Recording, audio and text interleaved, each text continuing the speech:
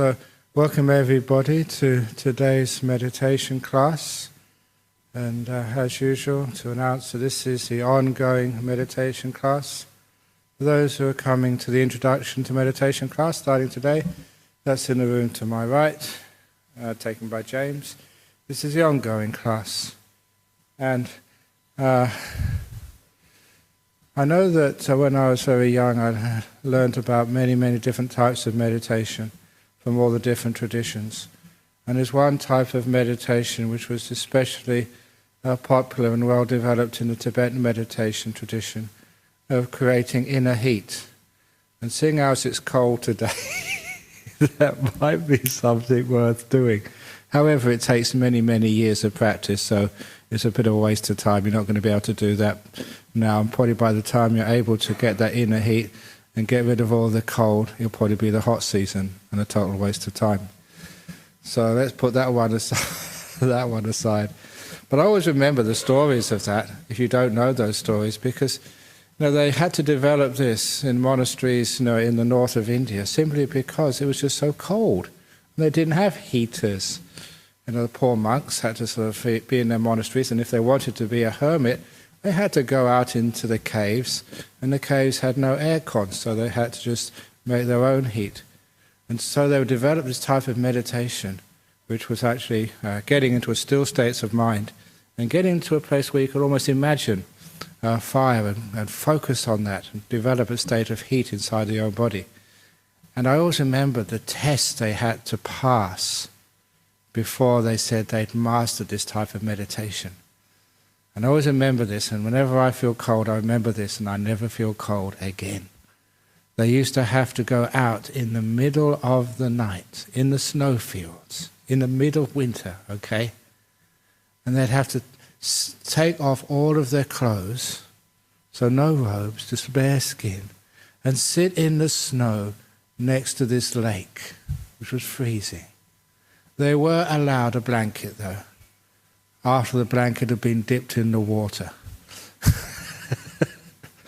And there they were, sitting, freezing blanket soaked with cold, freezing water.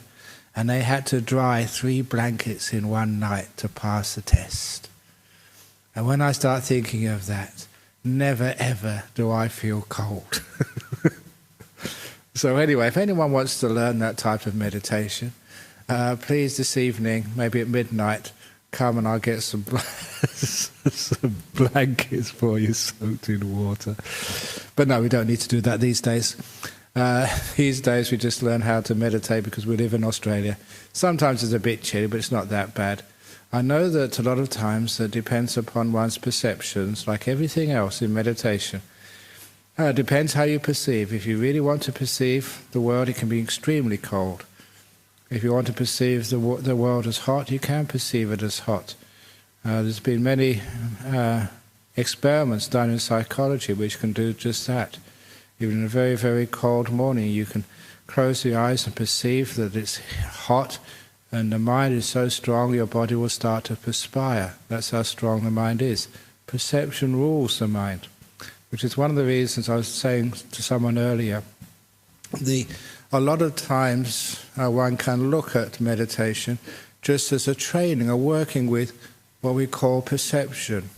It's how we look upon our body, how we look upon our mind. And by training our perception, we can have a very, very peaceful, deep, and very wonderful meditation.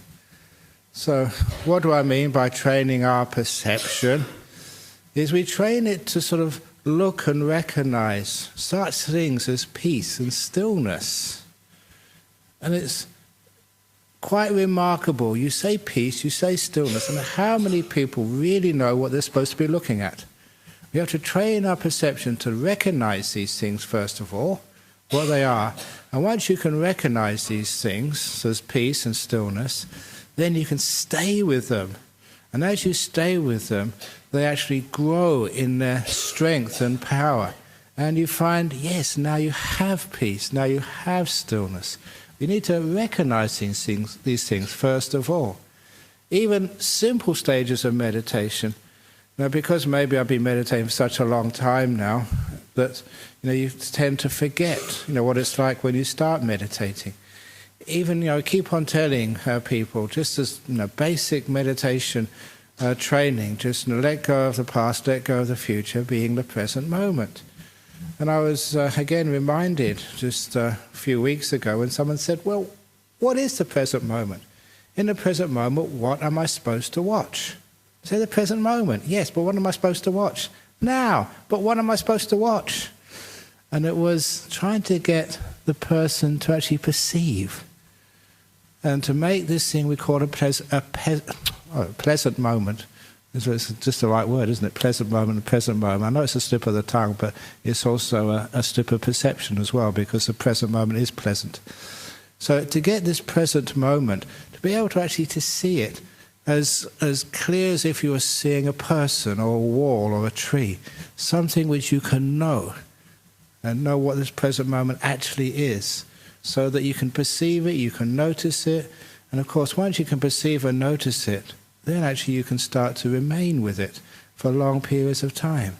You can actually get to be in the present and know what it feels like. It can become an object of your awareness. And I say just watch the present moment. The mind knows exactly what to do, goes there and stays there. It's like an old friend. But when we haven't had those perceptions before, we don't really know what they are. They take a bit of training to actually to get that into your mental vocabulary, so that you mention present moment and the mind knows exactly what it is and just goes into there and stays there. So sometimes we do have to have all these different tricks, skillful means we call them in meditation, how to be in the present moment, how to develop that perception. And of course one of the best ways of developing present moment awareness is to go out in nature, to listen to sounds, to be aware of feelings on your body like the cold or the heat or the wind or the pressure of the chair on your bottom. Those physical feelings, they are all indicating the present moment. Just like a flower lives in a garden, feelings in the body, they live in the present moment. They're here. Because feelings in the body, they don't usually leave a residue. It's here, you can feel the cold, and afterwards it's gone. Another cold moment comes. The fly lands on your skin, and as long as it doesn't bite you, Australian flies don't usually bite, they land on your skin, you feel it, when it flies off, no residue left. So those sorts of feelings get you into this present moment. So if you're a meditator who always finds trouble getting into the present moment, just go to the beach and take your shoes off and just feel the sand under your feet. Go into the bush and just feel or listen to the sound of the birds. Go into anywhere which is bringing you out of your head into the reality of hearing and especially feeling on the body. That brings you into this present. And then after a while you see what has this in common. Feeling the wind on your face, feeling the water of the beach, between your toes. What has those things got in common? You understand what they have in common is presence. It's something which is here. It's not a memory, it's not a dream of the future, it's here. And that gives you the perception of what present moment really is. And then further off you develop the perception of silence. And again, that was something which many people have told me when I've been teaching meditation around the world. They find it hard to get their head around. They think, look, if I stop thinking, then I'm asleep. I say, no, when you can stop thinking and you're still aware, that's called a silent awareness. So you know, but it hasn't got this inner conversation going on inside of you. It's a knowledge without giving things names. And after a while, people get to understand that. And that is a wonderful perception for us to develop until we get so used to the silent awareness of life. Again, we can just go out anywhere into the world, especially when we're by ourselves. And the world may be noisy, but inside our head we're silent. And that silence means that, number one, you can go to sleep well at night, because a lot of times what stops you sleeping is all this garbage going on between your ears when you're trying to go to sleep. There's no noise left at all. You're aware, silent, you soon fall asleep when you want to go to sleep. It also means you can listen much more when people are talking to you. When there's silence inside the head, you can hear everything. Just like a dry sponge can soak up all the water, but a wet sponge can only soak up only half as much water. So when the mind is fully clear and peaceful, not a word going on between the ears in your thinking, it's silent awareness. It's amazing just what you can absorb. And that is very, very important for people who are like students, because if you're studying, it's a lot of work, and if you can absorb information very quickly and and retain that information too, that means you can get more work done in less time and have less stress in your life. And it's a very simple technique to learn how to have silence in the mind when you're reading a book, when you're listening to a lecture, or when you're just looking at something on the computer screen. And after a while we can develop the perception of silence. And as soon as, say, a meditation teacher says, just be silent, the mind knows exactly where to look and what to do. It has that perception clearly in its mind. But the perceptions which I am encouraging in the last 6 months or so, is actually for much longer than that, but really putting a lot of emphasis on this, is the perception of delight and happiness with a relaxed body and a relaxed mind. When you are relaxed, you're sitting in an armchair after a hard day's work, you had your cup of tea or coffee, whatever it is, you haven't got the TV on, and your body feels good. Or you may just be on a deck chair in the garden on a warm afternoon, and you're just relaxing. The body feels good. You may have just been fortunate enough to have a massage or been to a spa, and everything is nice and loose. The body feels delightful. Now that perception of a delightful, relaxed body, again, is something which is quite important in meditation. If you can develop that perception of a relaxed, peaceful body, what it means is your mind will go there again. Many, many, many times. You know why we're meditating. To get this delightful feeling in the body where there's hardly any sort of aches or pains. I just remembering this morning, because every morning on Saturday morning we go on an arms round, and it's very cold this morning.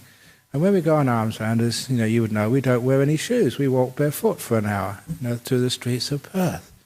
And of course you get a bit cold, but it doesn't really matter, because after about 15 minutes you can't feel your feet anyway. No, that's only a joke. But afterwards, the Sompop who accompanies us, washes the feet in warm water, and it's just so nice. You've been really cold and you get this beautiful warm foot bath afterwards. You remember those times maybe you've been in cold countries and after a walk you sat down and soaked your feet in warm water. It feels so relaxing and delightful.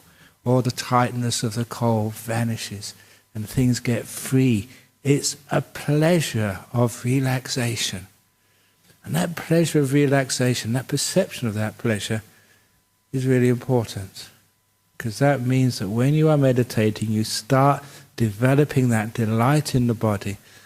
It may not be perfect relaxation. Some of you getting old, there's always going to be a few aches and pains. But this is minimal aches, minimal pains. And that is a relief. That is a blessing. It's delightful. So beginner meditation, we actually like sitting here. The reason why that perception of delight is important is because that stops you wandering away, thinking about all sorts of things. It's the delight in this moment keeps the mind still. Without that delight, it's natural, you can't stop it. The mind will go thinking about this, thinking about that. It's escaping, looking for pleasure anywhere else. The pleasure is there in the moment if you could only perceive it. Once you perceive it, you stay there. The pleasure actually grows. And that's precisely also what one does when, after relaxing the body, feeling a delightful, relaxed body, then one goes into relaxing the mind. And you find that in the present moment, it is delightful, just being here. And I try to market this again and again. All that stuff about the future, such a worry. Somebody called our monastery on Friday and said there was an asteroid heading for Earth. You better watch out. Of course, it missed again. Nothing ever exciting happens to monks. But anyway, it missed again. But why did they call you up in the first place?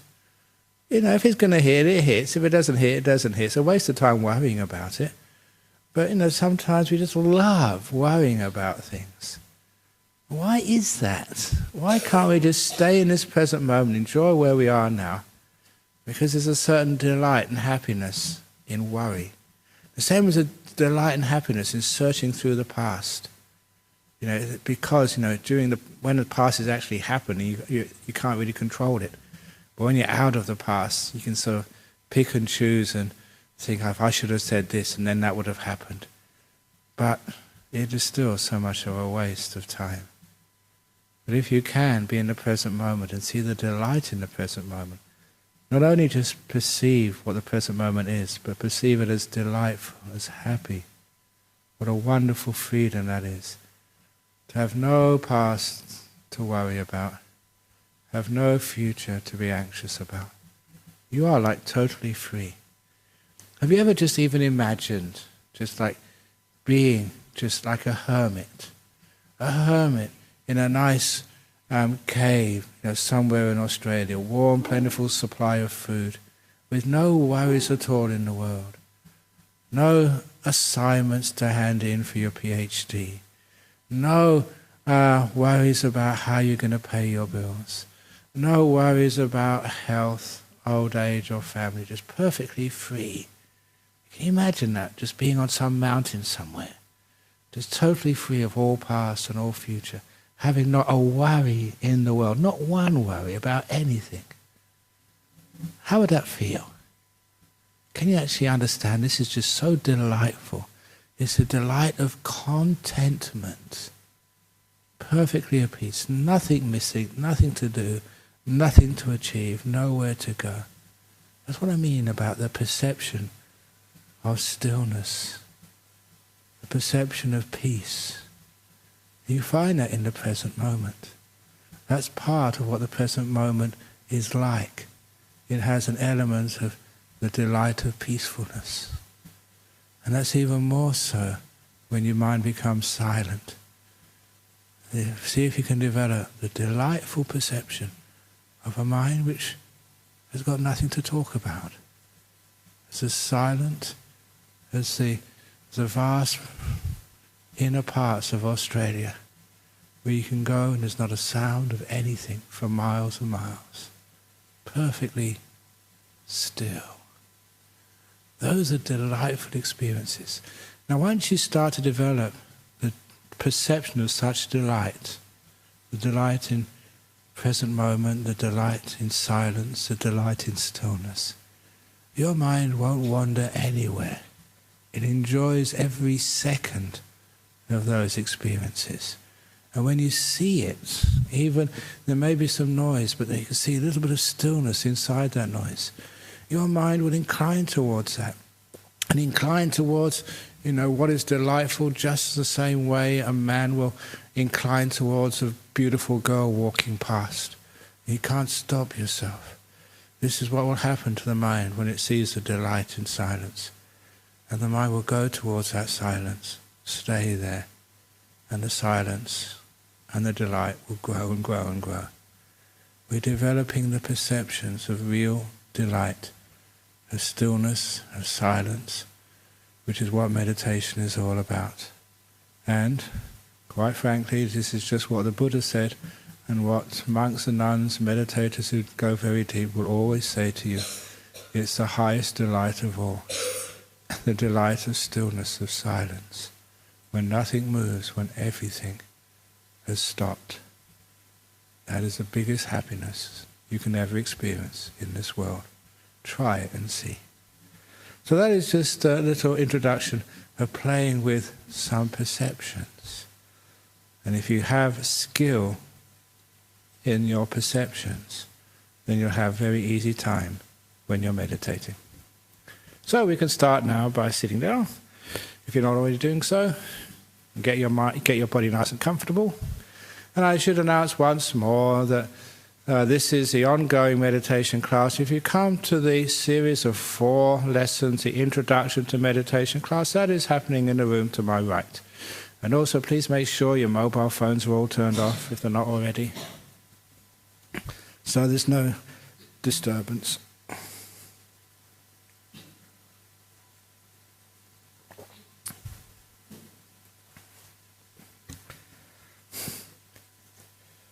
And once again, sit comfortably.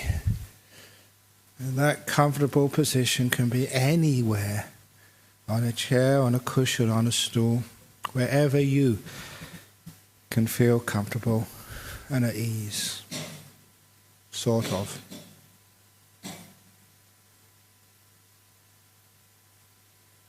And with the eyes closed, bring attention onto your body. Get in touch with the feelings and sensations on the body, the aches and the pains, the tightnesses, the stress, the knots inside your body. Be aware of them. If you can do something about them, do it. You want to sort of untighten the belt. If you want to loosen a button. If you want to fidget your bottom, please do so.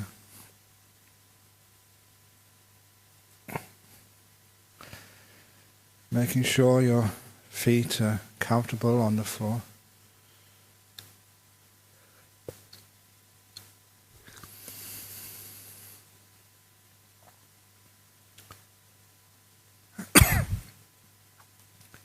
And don't just spend a few seconds on this. Spend a couple of minutes or more with your body. We neglect our body so much as we're so busy doing other stuff, which means our body gets sick. So please spend maybe 5 minutes of quality time, full awareness with your own body. And you find you can always relax it a little bit more. There's always something else you can do to make it that little bit more comfortable.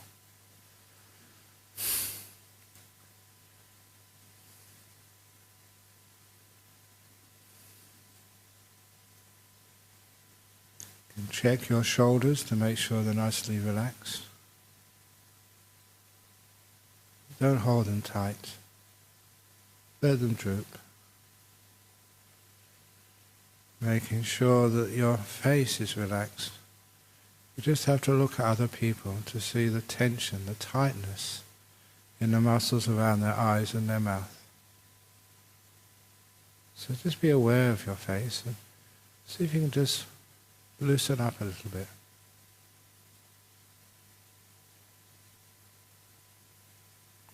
To get the facial muscles as relaxed as you possibly can.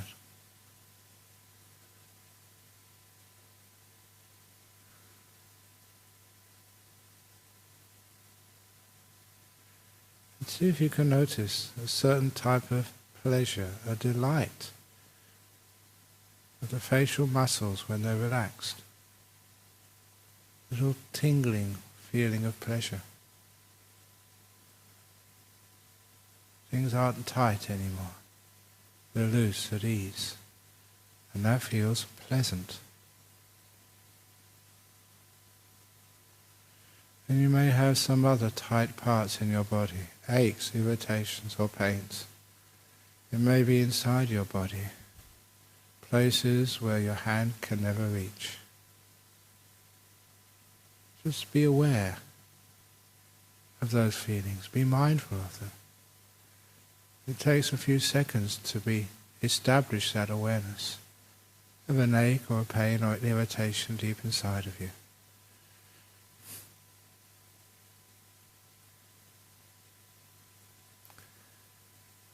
Once you have perceived that inner place of stress, see if you can relax it. The mindfulness gives you feedback. And you can notice a feeling inside of you, the irritation, the pain, the ache, get worse or better. Find out what causes it to get more tense. Find out what causes it to relax.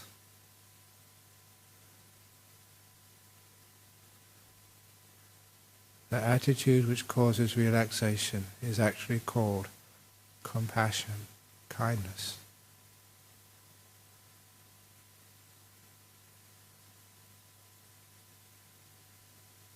And as that ache, the irritation inside of you gets less, as the inner part of you relaxes, that too feels delightful. Developing the perception of delight in relaxation.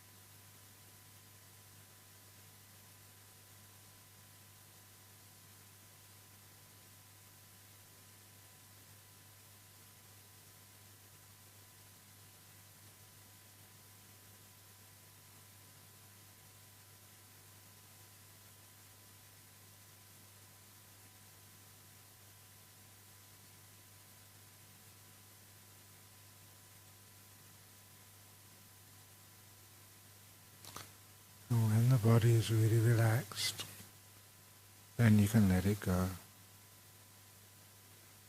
And do the same with the mental world.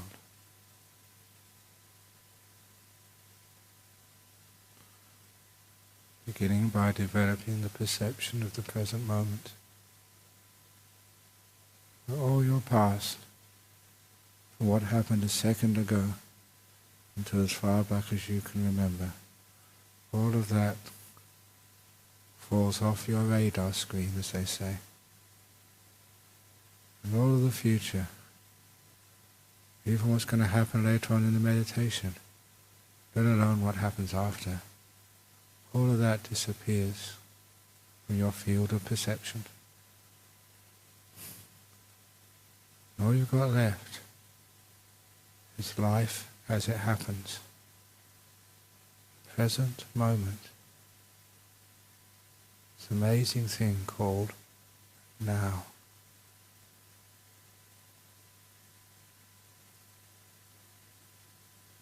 And in this present moment, see if you can develop the perception of the delight in the present moment. Just the pleasure of just being without the burden of the future and past.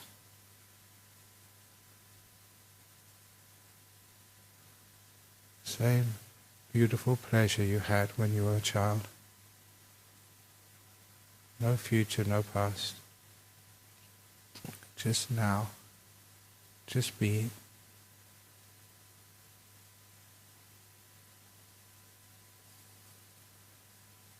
If you are successful in developing the perception of pleasure in the present will stay with you easily.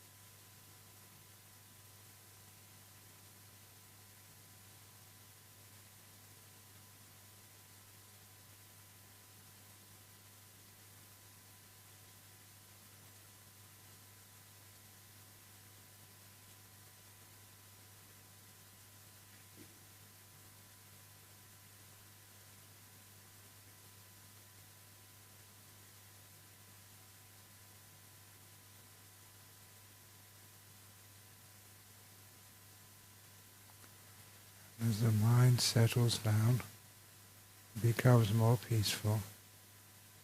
See if you can perceive the silence when one thought has finished.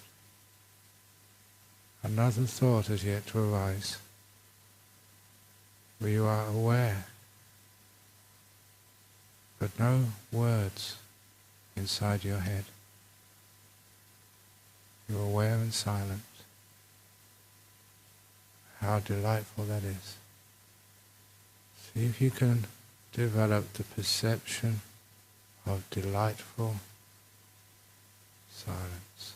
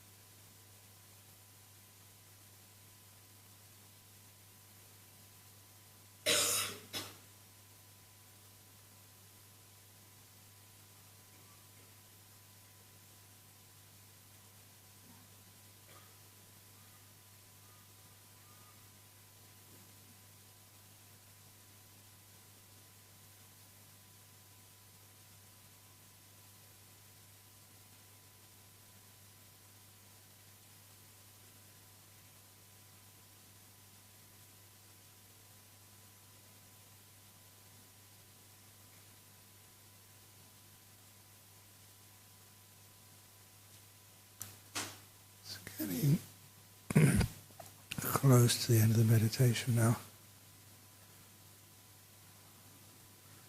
Can you perceive peace and the delight of a still mind?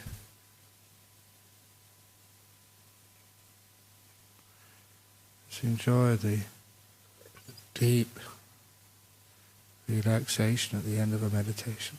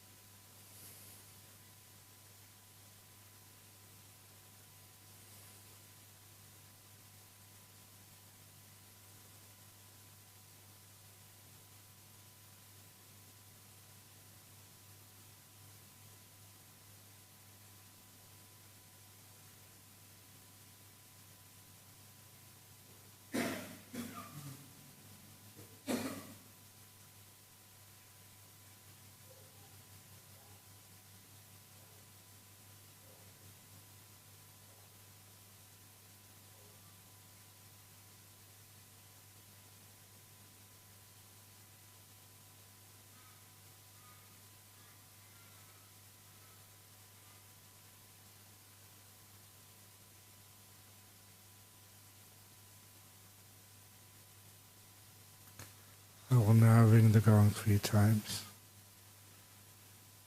Please listen to every ringing of the gong. When the last sound disappears, that is the signal to open your eyes and end the meditation.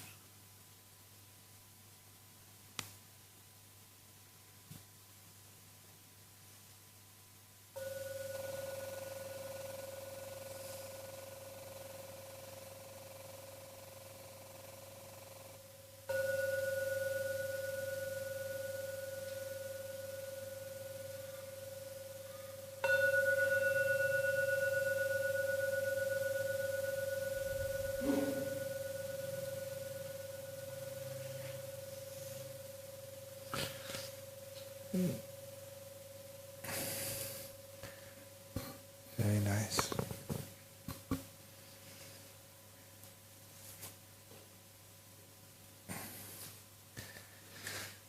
Very good. I know that's one thing which happens when we meditate with perceptions. Sometimes when we learn how to train our perceptions in a new way, sometimes we just take off the shackles of our perception. Just we have been trained in our schools and our culture and by our peers to perceive things in only one way and not other ways. And here we're learning how to perceive peace and delight in relaxation, which not many people know about. Actually seeing this as part of the world, and a very beautiful part of the world. It's part of the meditation world. And there is another type thing which happens, which somebody was asking me this morning, that sometimes when you get into a very still state of mind, you perceive some weird stuff, like your body turning around, or your body expanding, or your body, like an Ajahn Chah described once, exploding. Now this is nothing which is real. All this is just the mind is playing around. It's like the perception is free. Very similar to when you have a son or a daughter and they leave home for the first time, maybe just staying with some friends, or maybe going to university. And the first couple of weeks they really play around. They're free from mum and dad for the first time. They go a bit wild. And sometimes it's similar to what the perception does. I remember people telling me that sometimes they feel they're rocking backwards and forwards when they were meditating. They were perfectly still. They weren't moving at all. But that's what it felt like for them. Other people think they're ballooning out or they're rising into the air. They're not levitating, they're just sitting on the ground. It is perception. It's starting to have a bit of fun. And even sometimes people have these very interesting and weird visions when they're meditating. Some people tell you that no, don't get into that. But I say, oh no, enjoy yourself. Meditation can sometimes be a bit boring. When you get the interesting stuff, you're having a good time. nothing to be afraid of. Those experiences, they disappear by themselves, usually after a few minutes.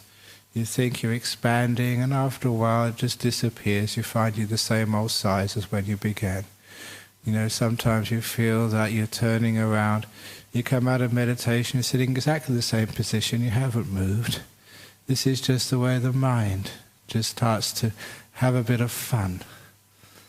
And you just enjoy that, and just like many other things in meditation, just let it be.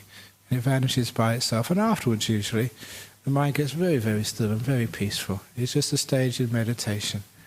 I used to give it the words like, perception gets its wings. It can fly off and do weird stuff, instead of always being so controlled. Now it can be a bit free. And after a while, it just settles down. When it settles down, it gets even more still and more peaceful.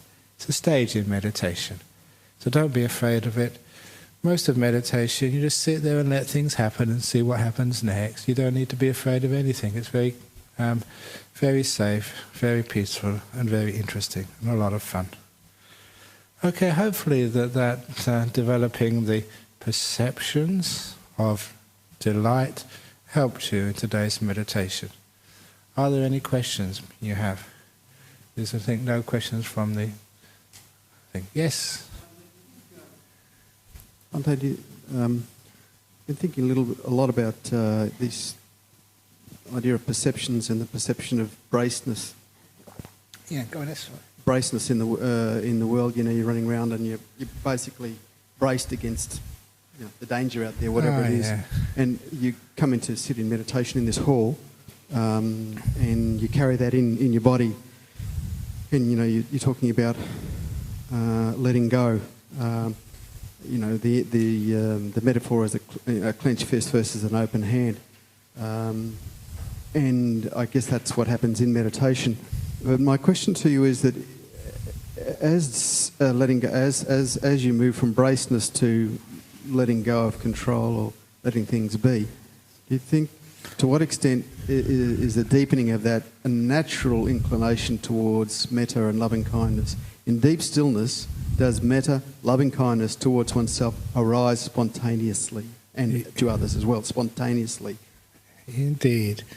This is where metta, letting go, stillness all merge. I was watching a couple of documentaries recently. People have been sending me these. There was one of I think an Indian lady had a near-death experience. And she went through the light, which is the same as an image you have in deep meditation, to the realm of pure love and deep peace, great stillness, great pleasure. Now, you know that realm very well in deep meditation. But what is always interesting to me is how some people say deep bliss, and some people say all-embracing love, unconditional love. And you can see that these things all come together there. The deepest meaning of love. I'm talking about the very deepest meaning of love. The deepest meaning of metta is letting go, peace, stillness, all-embracing, unconditional. All of those things are all pointing to the same thing. The metta, you know, the love we know in real life, is only a fraction of the real thing. And the stillness you have in meditation, you get really still. You find, wow, this, what you're feeling just maybe at the end of this meditation is nothing like the powerful stillness in the deep meditation states. So you can actually see, yes, it does arise naturally, because it is the same thing. It is a stillness. Thank you. That's why, when you do this meditation, it's not just making yourself relaxed and enjoying the delight of a relaxed body. You're getting incredible insights into the nature of the mind and also the nature of truth. You know, everyone likes to receive love and give love, but what actually is it? And to see this beautiful unconditional, which is letting things go. Unconditional love means not controlling, letting things be, not interfering, which is stillness, which is peace. Bhante, most of the time people experience that unconditional love in relationships if they've got a halfway decent relationship. If you do meditation on regular basis and go to deep places in meditation, is it expected that will spill over pass the two of you out into the world so that you begin to extend that deep sense of compassion that you would normally share with just a couple of people, maybe family and friends, outwards. Of course that happens. That's why some people ask most, don't you miss relationships?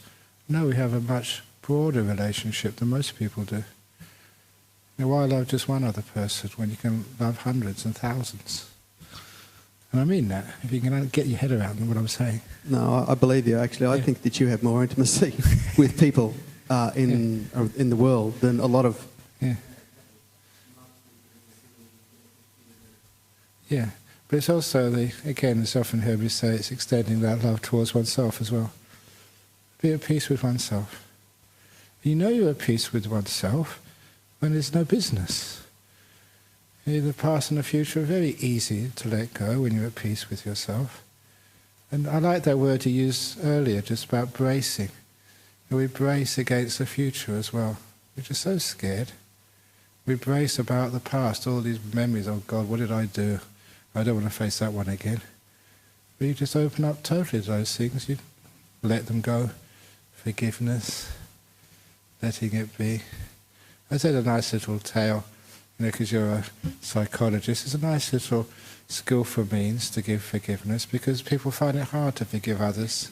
So I developed this last night. If you find it hard to forgive other people, go into a forest, find a crooked tree, and forgive it for being crooked. Now you do that, because what you're doing there, you see just how stupid it is not forgiving people for being just who they are. Because the crooked trees, as you heard me say many times, they're the beautiful ones. The ones which are straight and perfect, they're just so boring, and they're plastic, they're not real. But in a forest, because I live in a forest, there's never any tree which is perfect, except that one over there, but that's made out of paper, that's a fake. It's got no brown leaves on it.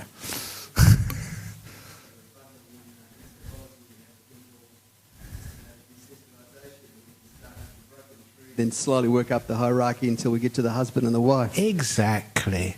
The crooked tree is beautiful. You can forgive that because it's nature. So then you start forgiving your husband, your wife, because they're crooked too. Some of them are very bent. But the more bent ones are the most beautiful ones. And then, alas, of course, that crooked, bent, damaged goods, which is me. Oneself.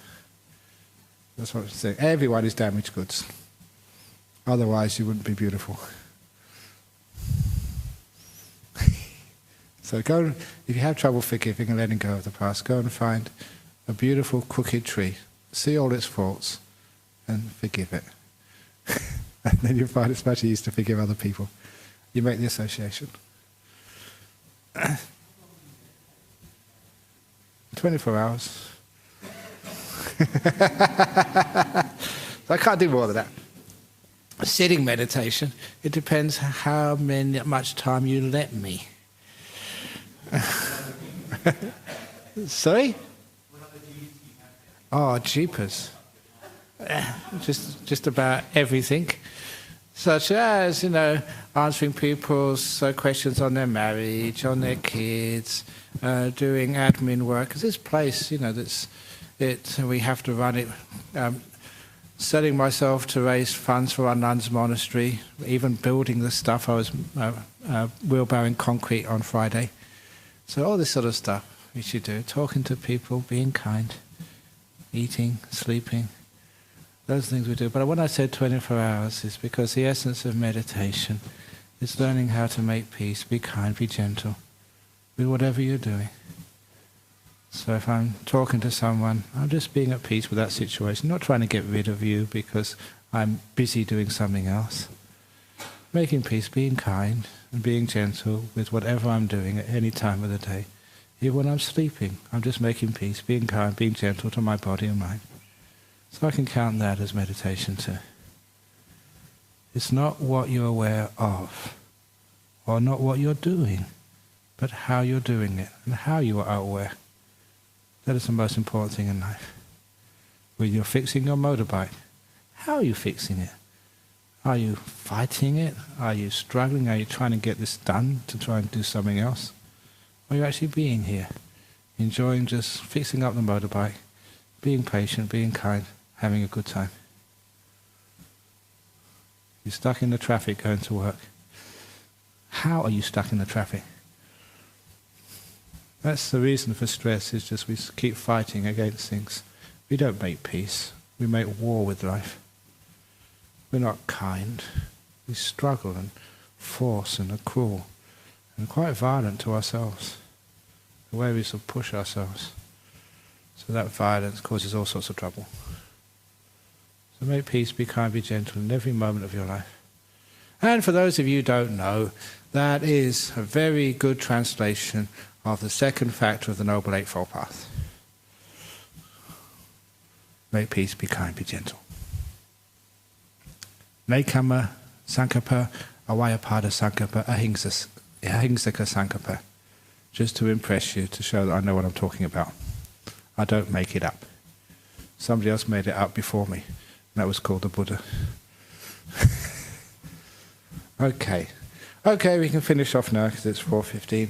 So let's pay respects to Buddha, Dhamma, Sangha if you wish. You don't have to. And then we can do what we need to do.